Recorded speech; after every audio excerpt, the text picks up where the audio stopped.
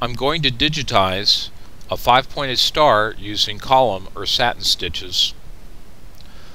I've already imported my artwork into the design view area, and I've selected the Digimouse button from the layer tabs at the top of the screen.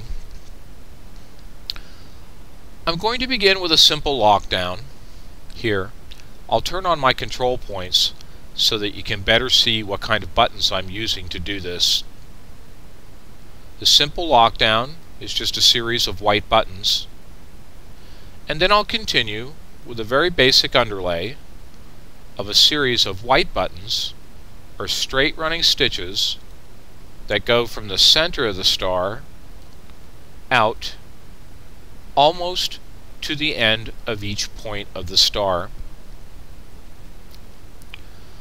I'm going to use my zoom in tool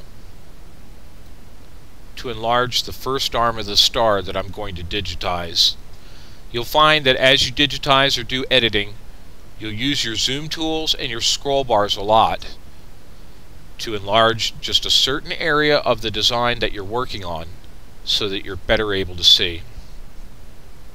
I'm going to begin the first column sequence with a white button and continue it with a series of blue buttons.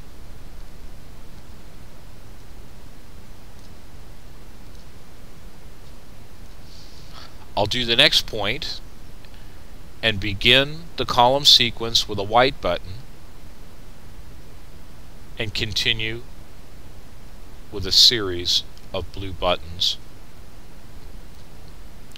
Once again, I'll travel down to the end of the point of the star with white buttons and begin the column sequence with a white button and continue it with a series of blue buttons.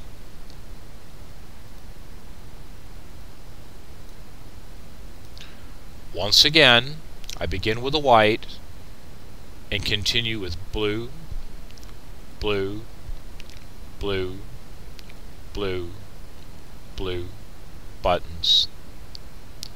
Now for the final point on the star. I begin the column sequence with a white button and continue the straight column sequence with a series of blue buttons. Now I'm finished, and I end everything with a lockdown consisting of a series of white or straight running stitch buttons. Now I'm going to turn off my Digimouse and I can do a little bit of editing.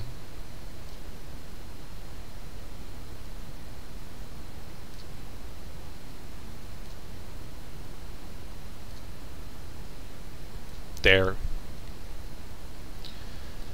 Now let's just take some time to look at how, when I began sewing out the points of the star, I didn't go out to the very end of the point, because if I did, that would have resulted in very short stitches and thread breaks.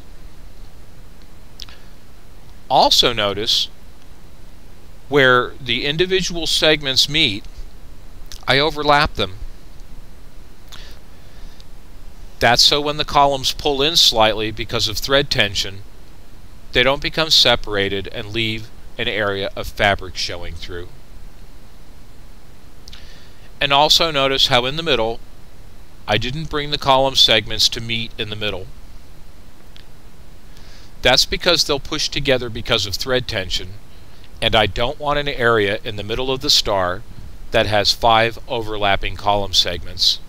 That would result in a very dense area and thread breaks.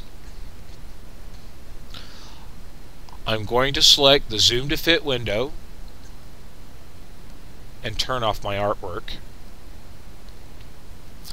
I can select the entire design and go to Transform to set a size for this star.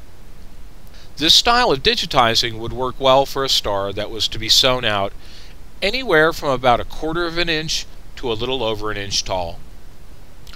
So I'm going to enter a height of 25 millimeters or 1 inch.